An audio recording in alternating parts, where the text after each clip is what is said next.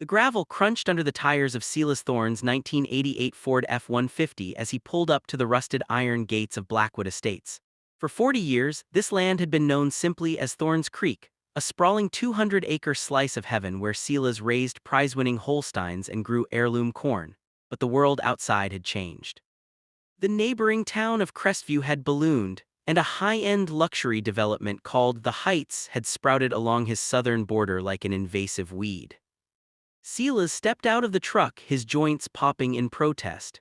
He was 65 with skin like cured leather and eyes the color of a winter sky. He adjusted his grease-stained cap and looked at the sight that had prompted a frantic call from his farmhand, Mateo.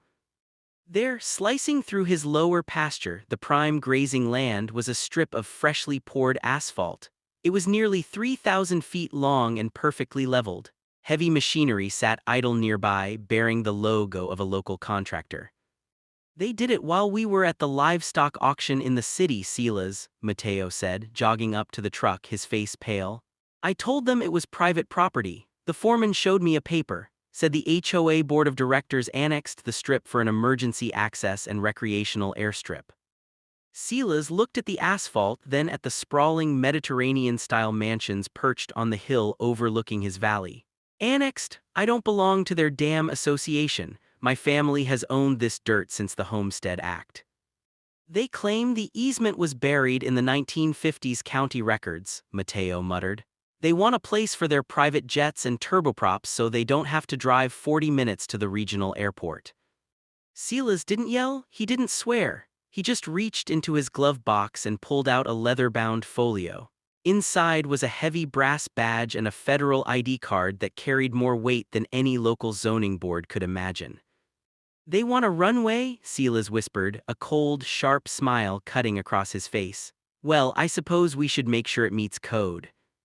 The next morning, the Heights Homeowners Association board meeting was interrupted by the sound of a heavy diesel engine. Julian Vane, the board president and a man whose ego was as inflated as his stock portfolio, looked up from his mahogany table as Silas Thorne walked into the clubhouse. Silas was wearing a suit today, not a fancy one, but a charcoal gray wool that made him look like a judge. "Mr. Thorne," Julian sighed, leaning back, "I assume you're here about the easement. Our lawyers have already cleared the construction. It's for the benefit of the community's property values. We're even willing to offer you a honorary membership so you can use the strip for your little crop dusters." The other 4 board members chuckled. Silas placed a thick folder on the table. "I'm not here to talk about memberships, Julian, and I'm not here as your neighbor. I'm here in my capacity as the director of the Federal Aviation Administration." The room went silent. Julian's smirk flickered. The what?" "The FAA," Silas said calmly. "You see, I've spent the last 30 years in Washington. I only come home on weekends to keep the farm running because it's where my soul lives.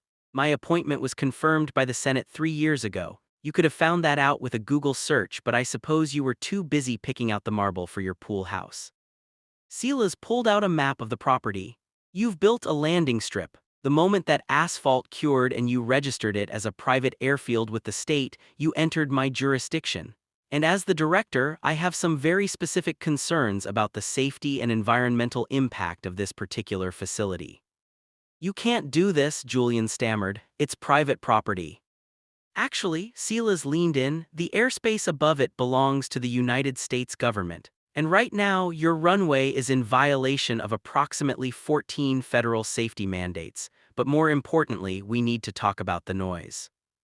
Over the next 2 weeks, the residents of the Heights learned what federal oversight really meant. Silas didn't just sue them, he didn't have to. Instead, he declared the area a high-intensity testing zone for new aviation safety protocols. On Monday, Silas authorized a series of low-altitude wake turbulence studies.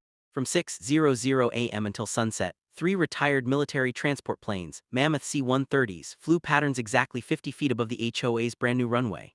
The vibration was so intense that Julian Vane's imported Italian floor tiles began to crack. The roar of the engines drowned out every conference call, every brunch, and every afternoon nap in the development. On Wednesday, Silas arrived at the farm with a team of 30 federal surveyors. They began erecting safety lighting pylons. These weren't subtle street lamps. They were 40-foot-tall industrial towers topped with high-intensity strobe lights that flashed white and red every 2 seconds. "It's for the pilot's safety," Silas told a weeping homeowner whose bedroom now looked like a discotheque at midnight. "We can't have anyone hitting your chimneys in the dark, can we?" The climax came on Friday. Silas sat on his porch sipping a glass of lemonade with Mateo. In front of them, a fleet of flatbed trucks arrived at the farm. They weren't carrying hay, they were carrying decommissioned Boeing 727 fuselages. Julian Vane scrambled down the hill, his silk tie disheveled. He reached the fence line where Silas was watching the trucks unload. "Thorne, stop this, what are you doing?" Julian screamed over the hiss of hydraulic brakes. "I'm establishing the Thorne Memorial Aviation Fire and Rescue Training Center," Silas replied pleasantly. "Since this is now a recognized runway, federal law requires a dedicated crash and burn training site within 500 yards of the center line. We'll be setting these old planes on fire twice a week to train regional firefighters. The smoke is non-toxic mostly, but I'd keep your windows closed. It smells a bit like burning rubber and kerosene." Julian looked at the beautiful, pristine valley. He looked at the giant, charred husks of airplanes being craned onto Silas's pasture, directly in front of the HOA's multi-million-dollar view. "What do you want?" Julian croaked.